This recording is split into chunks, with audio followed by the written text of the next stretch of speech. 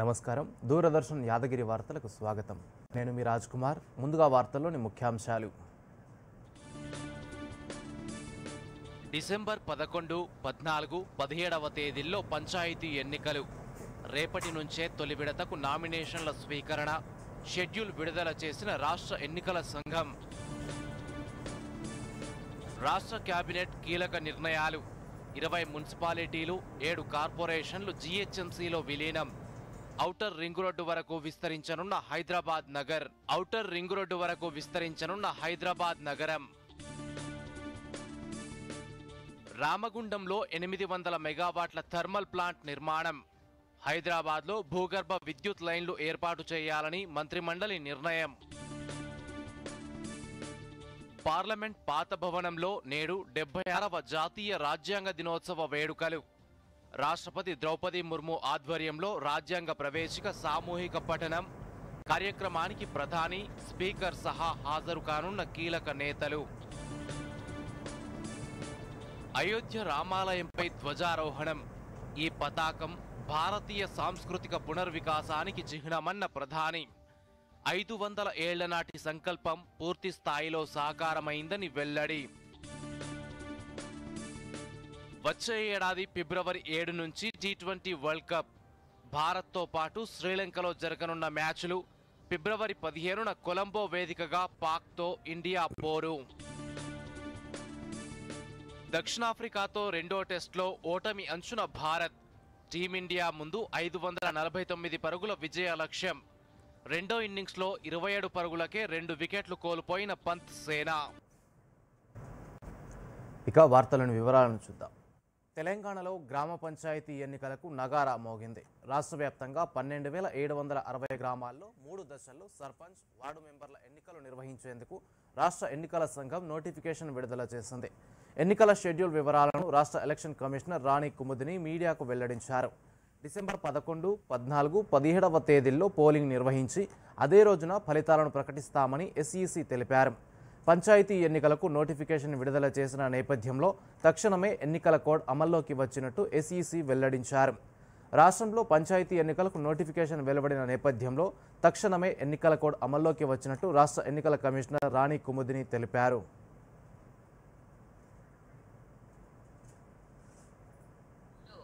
Phase 1, phase 2, phase 3 ఇలా అన్ని ఫేజులు కూడా 31 జిల్లాల్లో జరుగుతాయి. కొన్ని మండలాలు ఒక్కొక్క ఫేజ్లో ఉంటాయి. మొదటి ఫేజ్ గురించి ముందుగా చెప్తాను. దీనికి నామినేషన్ 27 నవంబర్ను ఉంటుంది, అనగా ఎల్లుండి నుండి. నామినేషన్స్ 189 మండలాల్లో వేయవచ్చును. ఇవి 4,236 సర్పంచ్ స్థానాలకు, అదేవిధంగా 37,440 వార్డు స్థానాలకు ఎన్నికలు నిర్వహించడం జరుగుతుంది. వీటికి పోల్ డే 11 డిసెంబర్.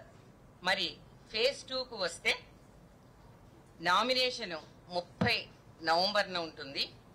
ఇవి 193 మండలాల్లో 4,333 సర్పంచ్ స్థానాలకు పోల్ డే 14 డిసెంబర్న జరుగుతుంది. ఇక లాస్ట్ పోలు అన్ని జిల్లాల్లో 31 జిల్లాల్లో 182 మండలాల్లో 3వ డిసెంబర్ రోజున నామినేషన్ల స్వీకారం మొదలవుతుంది. ఎన్నిక 17th డిసెంబర్ రోజున ఉంటుంది. ముఖ్యమంత్రి రేవంత్ రెడ్డి అధ్యక్షతన సచివాలయంలో జరిగిన మంత్రి మండలి సమావేశంలో పలు కీలక నిర్ణయాలు తీసుకున్నారు. సుమారు 4 గంటల పాటు జరిగిన ఈ సమావేశంలో జీహెచ్ఎంసీ విస్తరణ, డిస్కమ్ ఏర్పాటు, విద్యుత్ ప్లాంట్ల నిర్మాణం, భూగర్భ విద్యుత్ కేబుళ్ల ఏర్పాటు, యంగ్ ఇండియా స్కూళ్లకు స్థలాల కేటాయింపు తదితర అంశాలపై చర్చించి నిర్ణయం తీసుకున్నారు. కేబినెట్ సమావేశం అనంతరం మంత్రులు ప్రెస్ మీట్ నిర్వహించి మంత్రిమండలి తీసుకున్న నిర్ణయాలను వెల్లడించారు. ఈ సమావేశంలో మంత్రులు భట్టి విక్రమార్క, శ్రీధర్ బాబు, ఉత్తమ్ కుమార్ రెడ్డి, జూపల్లి, వాకటి శ్రీహరి, అడ్లూరి లక్ష్మణ్ పాల్గొన్నారు.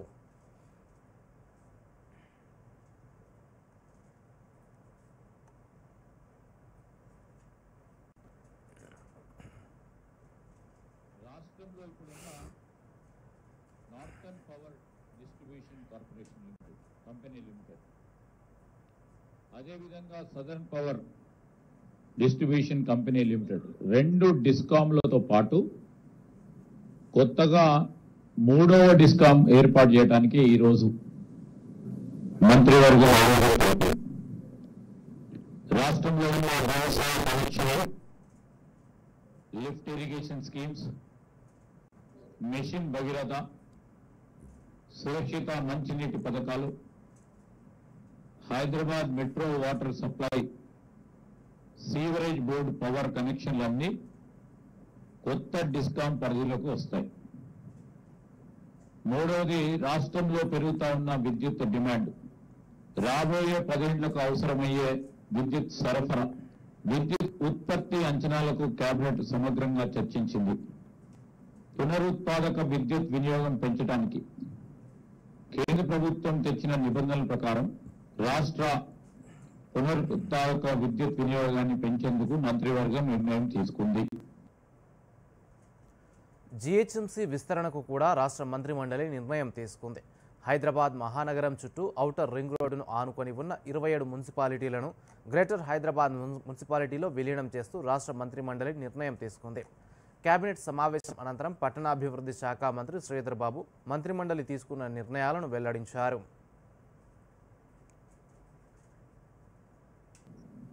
Hyderabad Telangana core urban area పరిధిలో ఉన్న మున్సిపాలిటీలు, కార్పొరేషన్లను కూడా జీహెచ్ఎంసీలో విలీనం చేయాలని కేబినెట్ నిర్ణయం తీసుకుంది. ఔటర్ రింగ్ రోడ్ లోపల బయట ఓఆర్ఆర్ ను ఆనుకుని ఉన్న 27 అర్బన్ లోకల్ బాడీస్, మున్సిపాలిటీ కానీ కార్పొరేషన్లను జీహెచ్ఎంసీలో విలీనం చేయడానికి కేబినెట్ ఆలోచన.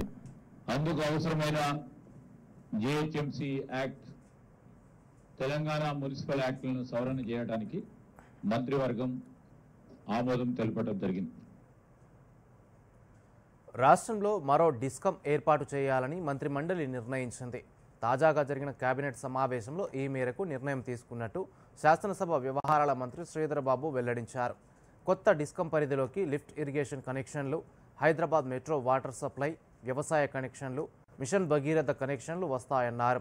వచ్చే 10 ఏళ్లలో విద్యుత్ డిమాండ్కు అవసరమైన ఏర్పాట్లపై చర్చించినట్టు వివరించారు. ఈ క్రమంలోనే 3000 మెగావాట్ల సోలార్ విద్యుత్ కొనుగోలు చేయాలని, ఈ మేరకు త్వరలోనే టెండర్లు పిలవాలని నిర్ణయించినట్టు చెప్పారు.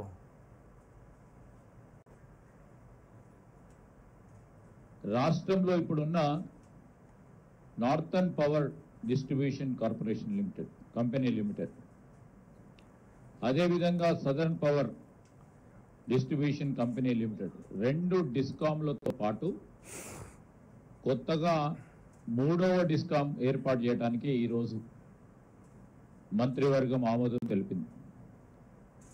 రాష్ట్రంలో ఉన్న వ్యవసాయ కనెక్షన్లు, lift irrigation schemes, mission Bhagiratha, సురక్షిత మంచినీటి పథకాలు, Hyderabad metro water supply, sewerage board power కనెక్షన్ల కొత్త డిస్కామ్ పరిధిలోకి వస్తాయి. ముఖ్యమంత్రి రేవంత్ రెడ్డి అధ్యక్షతన జరిగిన రాష్ట్ర మంత్రిమండలి సమావేశంలో జీహెచ్ఎంసీ విస్తరణ, నూతన డిస్కమ్ ఏర్పాటుతో పాటు మరిన్ని కీలక నిర్ణయాలు తీసుకున్నారు. 2000 మెగావాట్ల పంప్డ్ స్టోరేజ్ విద్యుత్ కొనుగోలు చేయాలని నిర్ణయించిన కేబినెట్ పంప్డ్ స్టోరేజ్ విద్యుత్ విభాగంలో పెట్టుబడులను ఆహ్వానించాలని నిర్ణయించింది. కొత్త పరిశ్రమలకు సొంతంగా విద్యుత్ తయారీ చేసుకునేందుకు అనుమతినివ్వాలని, ఎన్టీపీసీ ఆధ్వర్యంలో రామగుండంలో 800 మెగావాట్ల ప్లాంట్ నిర్మాణాన్ని చేపట్టాలని తీర్మానించింది. అంతేకాకుండా హైదరాబాద్ను 3 సర్కిళ్లుగా విభజించి భూగర్భ కేబుల్ విద్యుత్ వ్యవస్థను ఏర్పాటు చేయడంతో పాటు ఇంటర్నెట్ సదుపాయం కోసం టీ-ఫైబర్ కేబుళ్లను కూడా భూగర్భ వ్యవస్థలోనే ఏర్పాటు చేయాలని cabinet తీర్మానించింది.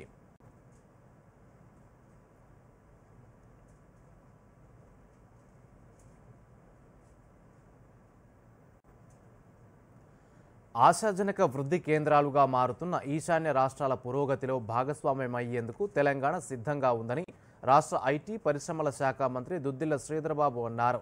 Digital connectivity, entrepreneurship, technology, skill development, life sciences, bio innovation, rural growth తదితర రంగాల్లో వ్యూహాత్మక భాగస్వామ్యానికి సమగ్ర రోడ్ మ్యాప్ను రూపొందిస్తామన్నారు. మంగళవారం రాజ్భవన్లో నిర్వహించిన Telangana north east connect phase 2 ప్రారంభోత్సవంలో మంత్రి శ్రీధర్ బాబు విశిష్ట అతిథిగా పాల్గొన్నారు. ఈ సందర్భంగా మంత్రి శ్రీధర్ బాబు మాట్లాడుతూ ప్రాంతం రాష్ట్రంతో సంబంధం లేకుండా ప్రతి ఒక్కరిని అక్కున చేర్చుకునే గొప్ప మనస్సు తెలంగాణ ప్రజలది అని వివరించారు.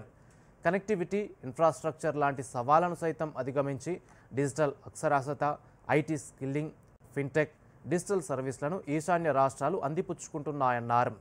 Telangana AI innovation hub, AI university, AI city, దేశంలోనే తొలి ఏఐ ఆధారిత data exchange, AI integrated academic curriculum, cutting edge టెక్నాలజీలో తెలంగాణను గ్లోబల్ హబ్గా మార్చుతాయన్నారు.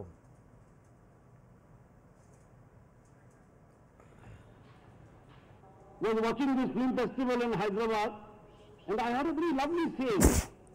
There is a slogan of the film board of whatever film corporation, development corporation of Telangana. It says, "Make your dreams speak." And I found it very, very beautiful slogan. Make your dreams speak.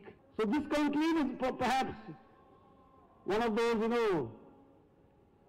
gatherings or conclaves where you speak up your dreams and try to transmute them into reality. As the former President Abdul Kalam ji once said, dreams are not those that put you to sleep. Dreams are those that do. Where the Northeast India Connect, the second phase, has begun today. I would like to begin with something personal. Your Excellency, a few months ago, I met a group of students from Nagaland, Meghalaya, studying in Hyderabad. I asked them, what do you like most about Telangana? One of them smiled and said, "Sir, here no one asks us where we are from. They just accept us. Because this is Telangana, this is a place for everybody. A place where the identity is never a barrier, dreams." ఇప్పుడు ప్రకటనలు.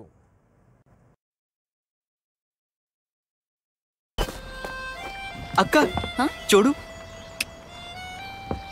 Happy birthday రా. చూపించు.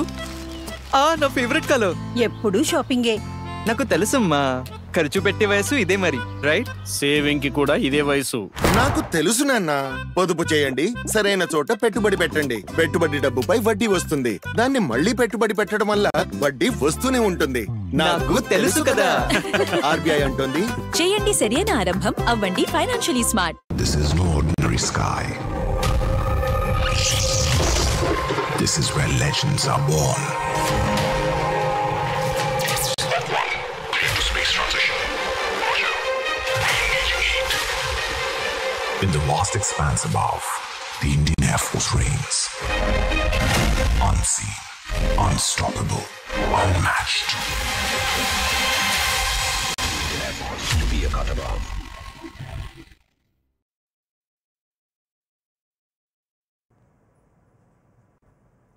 వార్తలకు పునఃస్వాగతం. దేశానికి ఆత్మ, ప్రజాస్వామ్యానికి ప్రాణం, పౌరులకు రక్షా కవచం, ఇదే భారత రాజ్యాంగం. నేడు 76వ జాతీయ రాజ్యాంగ దినోత్సవం. 1949 నవంబర్ 26న రాజ్యాంగ సభ ఆమోదించిన రోజును జ్ఞాపకార్థంగా దేశమంతా సంవిధాన్ దివస్ ఘనంగా జరుపుకుంటోంది. ఈరోజు దేశ ఐక్యతకు, సమగ్రతకు ప్రతిరూపమైన రాజ్యాంగాన్ని స్మరించుకుంటూ రాజ్యాంగ దినోత్సవం గురించి దూరదర్శన్ యాదగిరి అందిస్తున్న ప్రత్యేక కథనం చూద్దాం. ప్రపంచంలోనే అతిపెద్ద లిఖిత రాజ్యాంగం, అత్యంత వివరణాత్మకమైన ప్రజాస్వామ్య గ్రంథం, అదే భారత రాజ్యాంగం. మొదట రాజ్యాంగాన్ని రూపొందించినప్పుడు 390 ఆర్టికల్స్, 8 షెడ్యూల్స్, 22 భాగాలు ఉన్నాయి. భారత రాజ్యాంగం న్యాయం, సమానత్వం, స్వేచ్ఛ, సౌభృతత్వం అనే 4 స్తంభాల మీద నిలిచింది. పార్లమెంటరీ ప్రజాస్వామ్యం, సార్వభౌమత్వం, సామ్యవాదం, లౌకికవాదం ఇవన్నీ మన రాజ్యాంగ లక్షణాలు. 1946 డిసెంబర్ 9న రాజ్యాంగ సభ మొదటి సమావేశం జరిగింది. డాక్టర్ రాజేంద్ర ప్రసాద్ అధ్యక్షతన డాక్టర్ బిఆర్ అంబేద్కర్ నేతృత్వంలోని ముసాయిదా కమిటీ 2 ఏళ్ల 11 నెలల 18 రోజులు కష్టపడి రాజ్యాంగాన్ని రూపొందించింది. 11 సార్లు సమావేశమై 165 రోజులు చర్చించి 1949 నవంబర్ 26న రాజ్యాంగ సభ దీన్ని ఆమోదించింది. 1950 జనవరి 26 నుంచి అమల్లోకి వచ్చింది. జనవరి 26న రాజ్యాంగాన్ని అమలు చేయడానికి చారిత్రక కారణం ఉంది. 1930 జనవరి 26న లాహోర్లో జవహర్ లాల్ నెహ్రూ త్రివర్ణ పతాకాన్ని ఎగురవేస్తూ పూర్ణ స్వరాజ్య ప్రకటన చేశారు. అందుకే జనవరి 26న గణతంత్ర దినోత్సవం, నవంబర్ 26న రాజ్యాంగ దినోత్సవంగా జరుపుకుంటాం. రాజ్యాంగంలో పౌరులకు 6 ప్రాథమిక హక్కులు, సమానత్వ హక్కు, స్వేచ్ఛ హక్కు, మత స్వాతంత్ర హక్కు, దోపిడీకి వ్యతిరేక హక్కు, రాజ్యాంగ పరిరక్షణ హక్కు, విద్యా సాంస్కృతిక హక్కు, 11 ప్రాథమిక విధులు, రాష్ట్ర విధాన నిర్దేశక సూత్రాలు, పంచాయతీరాజ్, మున్సిపాలిటీలు ఇవన్నీ ఈ గ్రంథంలో ఉన్నాయి. 18 ఏళ్లు నిండిన ప్రతి పౌరుడికి ఓటు హక్కు ఇచ్చిన మహోన్నత చట్టం మన రాజ్యాంగమే. ఇక రాజ్యాంగంతో తెలంగాణ రాష్ట్రానికి ప్రత్యేక అనుబంధం ఉంది. స్వరాష్ట్రం కోసం 6 దశాబ్దాలకు పైగా పోరాటం కొనసాగించారు. రాజ్యాంగంలోని ఆర్టికల్ 3, 4 ద్వారా 2014లో తెలంగాణ ప్రత్యేక రాష్ట్రం సాధ్యమైంది. ఎన్డీఏ ప్రభుత్వం అధికారంలోకి వచ్చాక 2015 నుంచి ప్రతి ఏటా నవంబర్ 26ను సంవిధాన్ దివస్ గా జరుపుకుంటున్నాం. డాక్టర్ అంబేద్కర్ 125వ జయంతి సంవత్సరంలో నరేంద్ర మోదీ ప్రభుత్వం ఈ నిర్ణయం తీసుకుంది. ఈ ఏడాది హమారా సంవిధాన్ హమారా స్వాభిమాన్ అనే నినాదంతో దేశవ్యాప్తంగా కార్యక్రమాలు జరుగుతున్నాయి. ఈ రోజు ఢిల్లీ పార్లమెంటు సెంట్రల్ హాల్లో రాష్ట్రపతి ద్రౌపది ముర్ము, ప్రధాని నరేంద్ర మోదీ, లోక్సభ స్పీకర్ పాల్గొని రాజ్యాంగ నిర్మాతలకు నివాళి అర్పిస్తారు. దేశవ్యాప్తంగా పాఠశాలలు, కళాశాలలు, కార్యాలయాల్లో రాజ్యాంగ పీఠిక పఠనం, చర్చలు, సెమినార్లు జరుగుతున్నాయి. రాజ్యాంగం పార్లమెంటరీ ప్రజాస్వామ్యాన్ని ఏర్పాటు చేసింది. వయోజన ఓటు హక్కు కల్పించింది. స్వేచ్ఛ, సార్వభౌమత్వం, సౌమ్యవాదం, లౌకికవాదం లక్షణాలతో దేశాన్ని ఏకం చేసింది. ఇది కేవలం చట్ట పుస్తకం కాదు, భారతీయుల ఆత్మ గౌరవం, ఆశయాల సారం. 76 ఏళ్లుగా ప్రజల్ని ఏకం చేస్తూ, హక్కులు కాపాడుతూ, భవిష్యత్తుకు బాటలు చూపిస్తున్న రాజ్యాంగం ఇది భారతదేశ పవిత్ర గ్రంథం. డాక్టర్ అంబేద్కర్ నాయకత్వంలో రూపొందిన ఈ రాజ్యాంగం ప్రపంచంలోనే అతిపెద్ద ప్రజాస్వామ్య దేశానికి బలమైన పునాది. అందరికీ రాజ్యాంగ దినోత్సవ శుభాకాంక్షలు. Bureau report, Doordarshan news. 76వ రాజ్యాంగ దినోత్సవం సందర్భంగా న్యూఢిల్లీలో కేంద్ర ప్రభుత్వం ప్రత్యేక కార్యక్రమం నిర్వహిస్తోంది. సంవిధాన్ సదన్ సెంట్రల్ హాల్లో జరిగే రాజ్యాంగ దినోత్సవ వేడుకల్లో పాల్గొంటారు. ఈ కార్యక్రమంలో రాష్ట్రపతి ద్రౌపది ముర్ము, ఉపరాష్ట్రపతి సిపి రాధాకృష్ణన్, ప్రధాని మోదీ, లోక్సభ స్పీకర్ ఓం బిర్లా, ఉభయ సభల పార్లమెంట్ సభ్యులు కూడా పాల్గొంటారు. ఈ కార్యక్రమంలో రాష్ట్రపతి ముర్ము రాజ్యాంగ ప్రవేశికను పఠిస్తారు.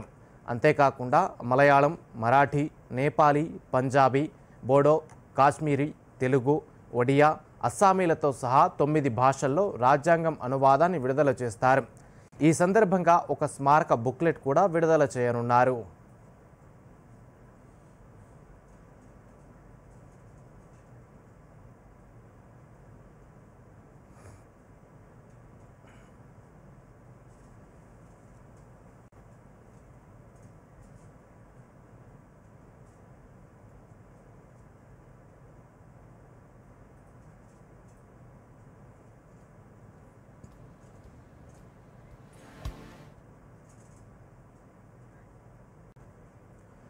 బండారు వైష్ణవ్ స్మారక సంస్థ నేతృత్వంలో హైదరాబాద్ పాత్సియాలలో రాజ్యాంగ దినోత్సవంపై రౌండ్ టేబుల్ సమావేశం నిర్వహించారు. ఈ సందర్భంగా మాజీ గవర్నర్ బండారు దత్తాత్రేయ మాట్లాడుతూ, రాజ్యాంగం ద్వారా దేశంలో కులమత తారతమ్య భేదాలు లేకుండా పౌరులందరూ ఏకంగా ఉన్నారన్నారు. మాజీ ఐఏఎస్, లోక్సత్తా వ్యవస్థాపకుడు డాక్టర్ జయప్రకాష్ నారాయణ్ మాట్లాడుతూ, భిన్నత్వంలో ఏకత్వంగా మన దేశం నిలబడటానికి కారణం నాటి రాజ్యాంగ నిర్మాతలేనని పేర్కొన్నారు. సిబిఐ మాజీ సంయుక్త సంచాలకులు లక్ష్మీనారాయణ మాట్లాడుతూ, రాజ్యాంగం గురించి నేటి తరానికి అర్థమయ్యేలా వివరించాలన్నారు.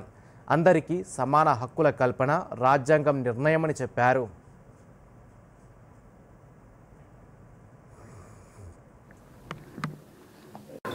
ఈ రాజ్యాంగం అనేది మనకు 1949 నవంబర్ 26 నాడు ఇది సంవిధానమైనటువంటి సభ ద్వారా ఆమోదించినటువంటి రోజు. చాలా పవిత్రమైన రోజు. రాజ్యాంగం మనకు భారతదేశానికి ఆత్మ లాంటిది. ఈ రాజ్యాంగం మన దేశం యొక్క దిశ దశను నిర్దేశించినటువంటి మౌలికమైనటువంటి పౌరులందరికీ హక్కులు కల్పించి వాళ్ళకు బాధ్యతను కూడా కర్తవ్యాన్ని కూడా నిర్వహించాల్సిందని రాజ్యాంగం తెలియజేసింది. ఎందుకంటే రాజ్యాంగంలో మనకు స్వేచ్ఛ, సమానత మరియు సౌభాతృత్వం. చాలా దేశాలు దశాబ్దాల పర్యంతం పోరాటం చేసి త్యాగాలు చేసినా కూడా వాళ్ళకి స్వేచ్ఛ, స్వపరిపాలన కాల. కానీ మన రాజ్యాంగ నిర్మాతల పుణ్యం అని చెప్పాను. తొలి రోజు నుంచి కులం, మతం, ప్రాంతం, డబ్బు ఉందా లేదా, గ్రామం, పట్టణం, చదువు ఉందా లేదా, ఆడ మగ ఈ తేడా లేకుండా ప్రతి ఒక్కళ్ళకి ఓటు హక్కుని ఇచ్చినటువంటి తొలి రాజ్యాంగం భారత రాజ్యాంగం. అంటే రాజ్యాంగ నిర్మాతలు మన సమాజం మీద అపారమైన విశ్వాసాన్ని పెట్టారు. మనం చాలా విజయాలు సాధించాం. నేను పూర్తిగా నమ్ముతున్నాను. రాజ్యాంగము స్వపరిపాలన వచ్చిన తర్వాత మనకి పాతకాలం లాగా రాస్తారోకోలు, హర్తాళ్లు, అలాంటి సమ్మెలు, నిరసనలు పనికిరావు. రాజ్యాంగబద్ధంగా నిరసన ఉండాలి, శాంతియుతంగా ఇతరులు ఆటంకం లేకుండా. మనం పూర్తిగా దాన్ని విస్మరిస్తున్నాం. 2 వ్యక్తి పూజ తగదు ప్రజాస్వామ్యంలో. ఇది రాచరికం కాదు.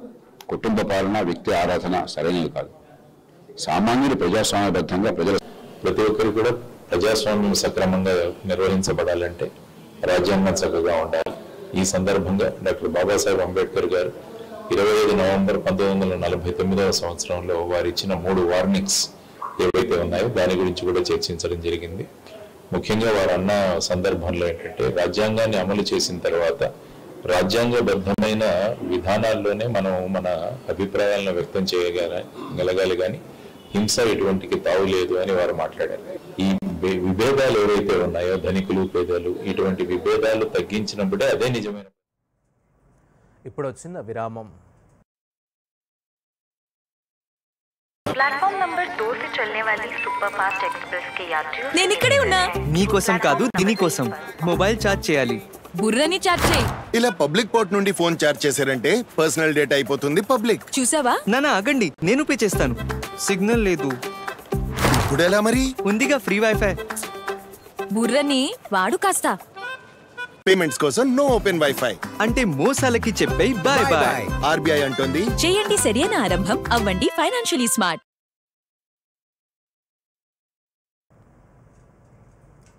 వార్తలకు పునఃస్వాగతం. కేంద్ర ప్రభుత్వం పాలమూరు జిల్లా అభివృద్ధికి ప్రత్యేకంగా నిధులు మంజూరు చేస్తోందని బీజేపీ జాతీయ ఉపాధ్యక్షురాలు, మహబూబ్ నగర్ పార్లమెంట్ సభ్యురాలు డీకే అరుణ అన్నారు. పాలమూరు యూనివర్సిటీలో ప్రధానమంత్రి ఉషా పథకం కింద 100 కోట్ల రూపాయలకు సంబంధించిన పనులకు స్థానిక ఎమ్మెల్యే శ్రీనివాసరెడ్డితో కలిసి ఎంపీ డీకే అరుణ శంకుస్థాపన చేశారు. ఈ సందర్భంగా ఎంపీ మాట్లాడుతూ రాబోయే రోజుల్లో యూనివర్సిటీ అభివృద్ధి కోసం మరిన్ని నిధులు తీసుకొచ్చేందుకు కృషి చేస్తానని వెల్లడించారు. కేంద్ర ప్రభుత్వం ద్వారా పాలమూరు యూనివర్సిటీకి దాదాపు 120 కోట్ల రూపాయలు, 120 కోట్ల రూపాయలు శాంక్షన్ అయినాయి. ఇంజనీరింగ్ కాలేజ్ కోసము అండ్ లా కాలేజ్ కోసము 40 కోట్ల రూపాయలతో భవనాలు నిర్మాణం చేయడం జరుగుతుంది. అదేవిధంగా 25 కోట్లతో గర్ల్స్ కాలేజ్, బాయ్స్ హాస్టల్ కూడా నిర్మాణం చేయడానికి ఈరోజు శంకుస్థాపన చేయడం జరిగింది. సో గర్ల్స్ అకామిడేషన్ కోసం, హాస్టల్ అకామిడేషన్ కోసం ఇంకా నిధులు అవసరం ఉన్నాయని వీసీ గారు తెలపడం జరిగింది. దానికి సంబంధించి తప్పకుండా ఇంకా అదనంగా నిధులు కూడా తీసుకొచ్చేటట్టు విధంగా తప్పకుండా ప్రయత్నం చేసి తీసుకొస్తామని చెప్పేసి తెలియజేస్తా ఉన్నా. మోడల్ స్కూల్ వసతి గృహంలో మౌలిక వసతులు, విద్యార్థినులకు నాణ్యమైన భోజనం అందించకుండా నిర్లక్ష్యం చేస్తున్న సిబ్బందిని సస్పెండ్ చేయాలని జాతీయ ఎస్టీ కమిషన్ సభ్యుడు జాటోత్ హుస్సేన్ నాయక్ ఆదేశించారు. మహబూబాబాద్ జిల్లా కల్వల గ్రామంలోని మోడల్ స్కూల్ బాలికల వసతి గృహాన్ని సందర్శించారు. విద్యార్థినులు ఎదుర్కొంటున్న సమస్యలను అడిగి తెలుసుకున్నారు. అనంతరం ఆయన మాట్లాడుతూ వసతి గృహాల్లో కలెక్టర్, ఉన్నతాధికారుల పర్యవేక్షణ లేకపోవడంతో పరిస్థితి అధ్వాన్నంగా మారిందని అన్నారు. ఉన్నతాధికారులు విద్యార్థినుల సమస్యలు పరిష్కరించాలని సంబంధిత అధికారులను ఆదేశించారు. ఇక్కడ చాలా కంప్లైంట్లు రావడం జరిగింది. కొంతమంది కంప్లైంట్ చేయడం, కొంతమంది ధర్నాలు చేయడం చాలా బాధాకరం. ఇక్కడ ఉన్న అధికారుల నిర్లక్ష్యం ఎంత ఉందనేది పొట్టొచ్చినట్టు కనిపిస్తుంది. ఒక కమిషన్ మెంబర్ వస్తున్నంటేనే మీకు ఇంత సొయ్యి లేకుండా మొబైల్ స్విచ్ ఆఫ్ చేసుకుని పారిపోయే అంటే మీరు దొంగతనం చేసేదని అర్థం, తప్పు చేస్తున్నారని అర్థం. ఆ తప్పు చేస్తున్నారంటే మీ అవసరం ఎంత ఉందనేది మీరు ఆలోచించుకోండి. గవర్నమెంట్ ఇచ్చే సొమ్ము, ప్రజలు ఇచ్చే సొమ్ము దోసుకు తింటారు. వీళ్ళ తిండి పెట్టే వస్తువులను కూడా ఎత్తుకొని పోతున్నారు. ఎవరు ఆఫీసర్లు, ఏం ఆఫీసర్లు, ఎవరి కోసం పనిచేస్తున్నారు? దక్షిణాఫ్రికాతో జరుగుతున్న రెండో టెస్టులో భారత్ ఎదురుతోంది. టెస్ట్ మ్యాచ్ గెలవడం అటుంచి డ్రా చేసుకునేందుకే తంటాలు పడుతోంది. వికెట్లేమీ కోల్పోకుండా 26 పరుగుల ఓవర్నెట్ స్కోర్తో రెండో ఇన్నింగ్స్ను కొనసాగించిన సఫారీల జట్టు 4వ రోజు 5వ వికెట్లు కోల్పోయి 260 పరుగుల వద్ద డిక్లేర్ చేసింది. దీంతో 288 పరుగుల తొలి ఇన్నింగ్స్ ఆధిక్యంతో కలిపి భారత్ ముందు 549 పరుగుల విజయ లక్ష్యాన్ని నిర్దేశించింది. భారీ లక్ష్య ఛేదన కోసం బ్యాటింగ్ ప్రారంభించిన టీమిండియా 4వ రోజు ఆట ముగిసే సమయానికి 27 పరుగులకే 2 వికెట్లు కోల్పోయింది. ఓపెనర్లు రాహుల్, యశస్వి జైస్వాల్ మరోసారి నిరాశపరిచారు. జైస్వాల్ను యాన్సన్ అవుట్ చేయగా రాహుల్ని సైమన్ హార్మర్ తన తొలి ఓవర్లోనే క్లీన్ బౌల్డ్ చేశాడు. సిరీస్ కోల్పోవడం దాదాపుగా ఖాయం చేసుకున్న భారత్ కనీసం మ్యాచ్ నిండా నిలబెట్టుకోవాలంటే ఈరోజు 8 వికెట్లను కాపాడుకోవాలి. కానీ సఫారీల జోరు చూస్తుంటే టీమిండియా వికెట్లను కాపాడుకోవడం కష్టమేనంటున్నారు క్రీడా పండితులు.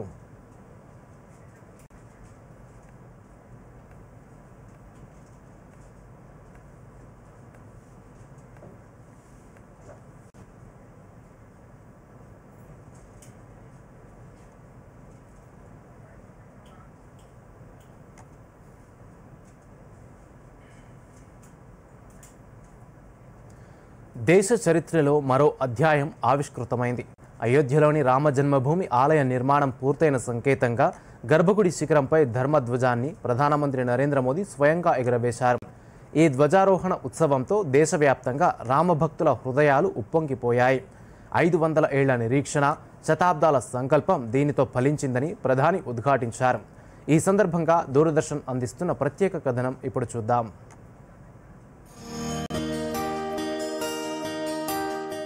ప్రఖ్యాత పుణ్యక్షేత్రం అయోధ్యలో మరో అద్భుత ఘట్టం ఆవిష్కృతమైంది. ఎంతో కాలంగా వేచి చూస్తున్న రామాలయ ధ్వజారోహణం ఘనంగా జరిగింది. గర్భగుడిపై కాషాయ వర్ణంలోని ధర్మధ్వజాన్ని ప్రధానమంత్రి నరేంద్ర మోదీ ఆవిష్కరించారు.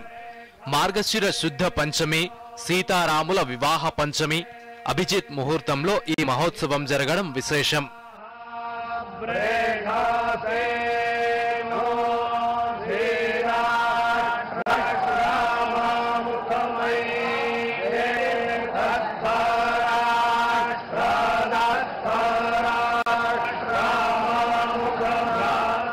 పది అడుగుల ఎత్తు, 20 అడుగుల పొడవు ఉన్న ఈ కాషాయ ధ్వజంపై ఆధ్యాత్మిక ధ్వనికి ప్రతీకగా ఓం అక్షరాన్ని, రాముడి సూర్యవంశానికి సూచికగా సూర్యుడు, కశ్యప మహర్షి మందార, పారిజాత మొక్కలను కలిపి సృష్టించిన కోవిదార్ చెట్టు చిహ్నాలను ఉంచారు. అయోధ్యలో ఎగరవేసిన ధర్మధ్వజం కేవలం జెండా మాత్రమే కాదని, భారతీయ సాంస్కృతిక పునరుజ్జీవనానికి చిహ్నమని ప్రధాని నరేంద్ర మోదీ ఉద్ఘాటించారు.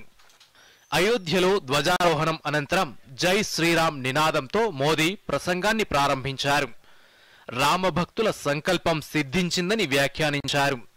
శతాబ్దాల గాయాలు, బాధలు నేడు నయమైనట్టు, 500 ఏళ్ల నాటి తీర్మానం నెరవేరినట్టు తెలిపారు.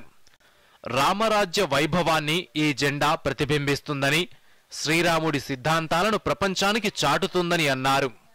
అసత్యంపై చివరికి సత్యం విజయం సాధిస్తుంది అనడానికి ఈ పవిత్ర జెండా నిదర్శనంగా నిలుస్తుందని మోదీ వ్యాఖ్యానించారు. దేశం, ప్రపంచం రామమయంగా మారిందని అన్నారు. आज संपूर्ण भारत, संपूर्ण विश्व राममय है.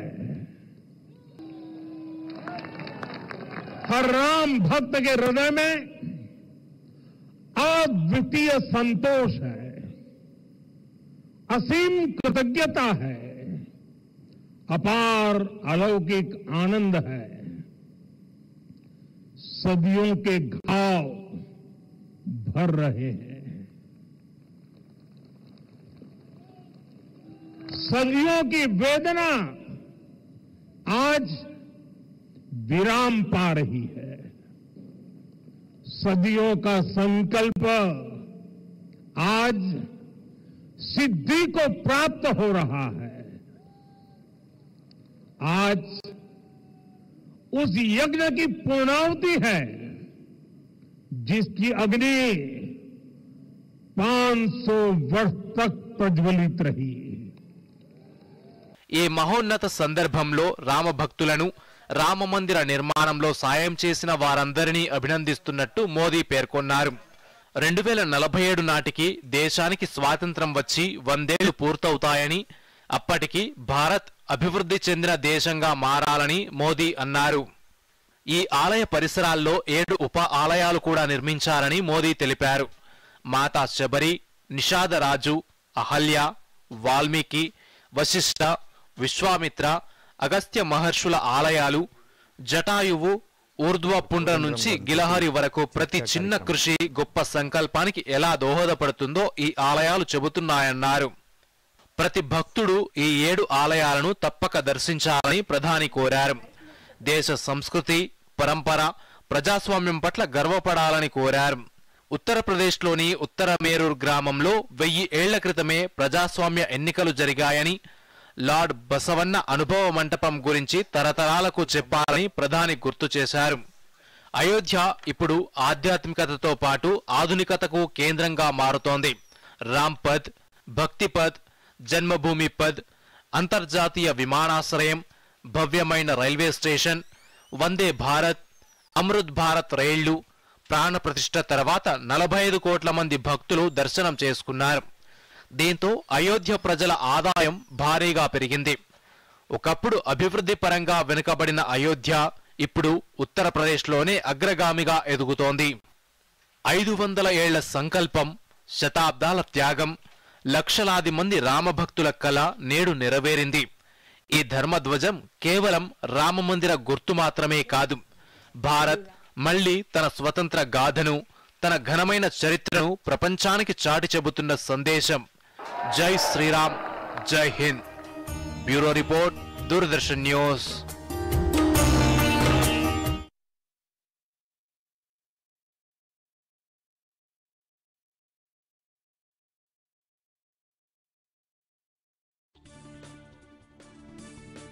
డిసెంబర్ 11, 14, 17వ తేదీల్లో పంచాయతీ ఎన్నికలు. రేపటి నుంచే తొలి విడతకు నామినేషన్ల స్వీకరణ, షెడ్యూల్ విడుదల చేసిన రాష్ట్ర ఎన్నికల సంఘం. రాష్ట్ర కేబినెట్ కీలక నిర్ణయాలు. 20 మున్సిపాలిటీలు, 7 కార్పొరేషన్లు జీహెచ్ఎంసీలో విలీనం. ఔటర్ రింగ్ రోడ్డు వరకు విస్తరించనున్న హైదరాబాద్ నగరం. రామగుండంలో 800 మెగావాట్ల థర్మల్ ప్లాంట్ నిర్మాణం. హైదరాబాద్లో భూగర్భ విద్యుత్ లైన్లు ఏర్పాటు చేయాలని మంత్రిమండలి నిర్ణయం. పార్లమెంట్ పాత భవనంలో నేడు 76వ జాతీయ రాజ్యాంగ దినోత్సవ వేడుకలు. రాష్ట్రపతి ద్రౌపది ముర్ము ఆధ్వర్యంలో రాజ్యాంగ ప్రవేశిక సామూహిక పఠనం. కార్యక్రమానికి ప్రధాని, స్పీకర్ సహా హాజరు కానున్న కీలక నేతలు. అయోధ్య రామాలయంపై ధ్వజారోహణం. ఈ పతాకం భారతీయ సాంస్కృతిక పునర్వికాసానికి చిహ్నమన్న ప్రధాని.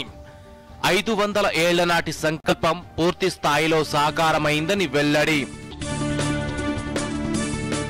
వచ్చే ఏడాది ఫిబ్రవరి 7 నుంచి T20 వరల్డ్ కప్. భారత్తో పాటు శ్రీలంకలో జరగనున్న మ్యాచ్లు. ఫిబ్రవరి 15న కొలంబో వేదికగా పాక్తో ఇండియా పోరు. దక్షిణాఫ్రికాతో రెండో టెస్టులో ఓటమి అంచున భారత్. టీమిండియా ముందు 549 పరుగుల విజయ లక్ష్యం. రెండో ఇన్నింగ్స్లో 27 పరుగులకే 2 వికెట్లు కోల్పోయిన పంత్ సేన. ఇప్పుడు వార్తలు ఎక్కడైనా ఎప్పుడైనా DD న్యూస్ ఇప్పుడు మీ చేతిలో. దూరదర్శన్ యాదగిరి వార్తలు డిజిటల్ ప్లాట్ఫామ్స్ లో చూడండి.